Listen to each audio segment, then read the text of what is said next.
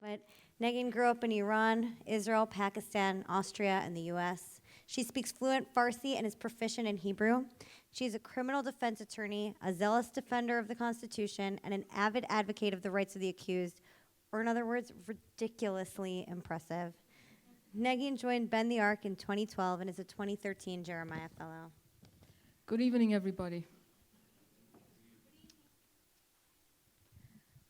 On July 27, 2013, at 4 a.m., I wake to a text message from my sister.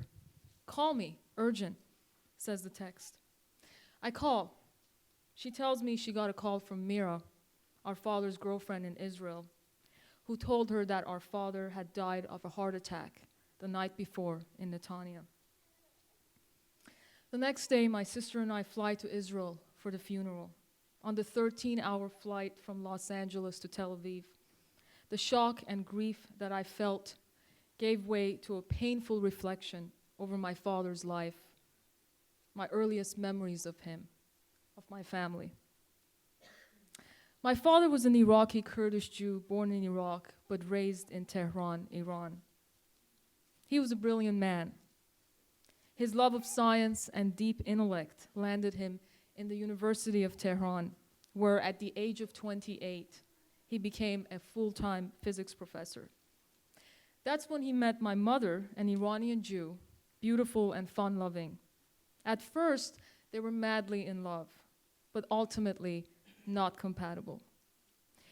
Due to rising anti-Semitism at the university, my father decided it was best for the family to leave the country. He had grown up in a traditionally Jewish family and from a young age had been inculcated with a loyalty and love for the Jewish land. So Israel was our destination. I was about 8 years old when we immigrated to Israel. There my parents divorced for reasons that are too complex to discuss in the limited time that I have with you. My mother, without my father's knowledge and permission, took my sister and me out of Israel and brought us back to Iran. From there, we traveled to Pakistan and Austria in a desperate and circuitous journey to the United States. Throughout this journey, I learned years later, my father was struggling to get us, his children, returned to Israel. He reached out to various international human rights organizations and launched a custody battle against my mother in the United States. He lost the battle when my mother was granted full custody of us by California courts. After the custody battle, my sister and I lost all contact with our father. But when I was 19 years old, I tracked him down in Israel and called him for the first time in 12 years. And a few years later, my sister and I traveled to Israel and saw him for the first time in 16 years. We established a meaningful relationship with him, yet there was always so much more to learn about the man. And on that flight from Los Angeles to Tel Aviv, as the plane descended, I wondered what remnants of my father, what mysteries of his life awaited me. I arrived at my father's apartment in Netanya. The place seemed frozen in time.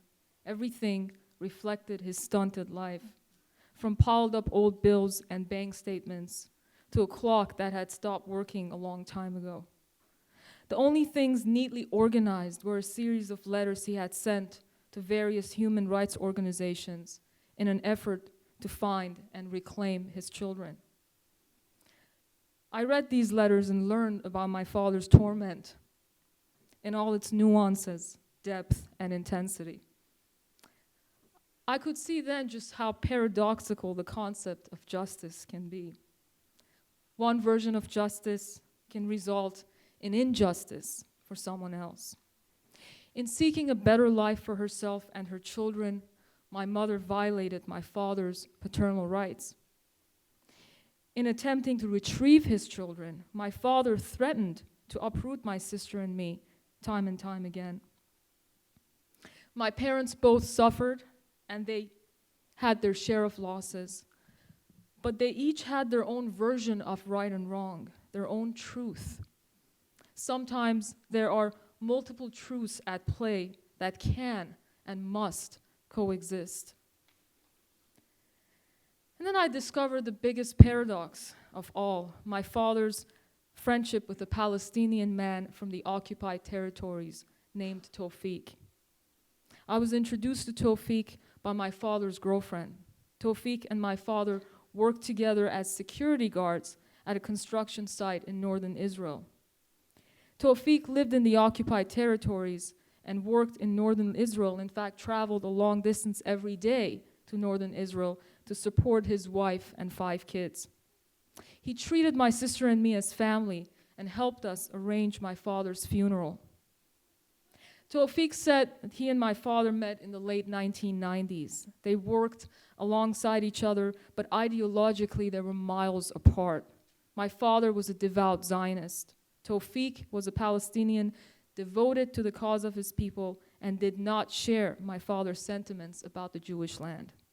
Yet somehow, these two men, united in their brokenness, in their vulnerabilities, in the sheer universality of human loss and grief. On the night of July 26, Tawfiq came by my father's booth at the construction site to pay my father's regular visit. My father was sweating profusely. It was a hot night, so Tawfiq thought nothing of it and left to run an errand on the site. He came back to find my father lying on the floor, face down. He immediately called for an ambulance and did mouth-to-mouth resuscitation on my father, but it was too late. My father took his last breaths in Tawfiq's arms. At my father's funeral, Tawfiq cried so deeply, so intensely, so passionately. He said my father was the closest friend he had ever had. As I watched him mourn, I experienced a profound moment of my life. I saw how religious and racial boundaries can be transcended. These two people had been able to unite as human beings and share deep love, grief, and joy. I have remained in contact with Tawfiq since the funeral. We exchange emails about once a month. Each time I connect with Tawfiq, I feel what perhaps my father felt throughout all the cries, laughs, and joys that he shared with Tawfiq. Ideological and religious differences are irrelevant when it comes to the universality of the human experience, when empathy and compassion surpass any and all boundaries between two people. I'm grateful to Tawfiq for the joy he brought to my father's life. My father died a man with very few friends.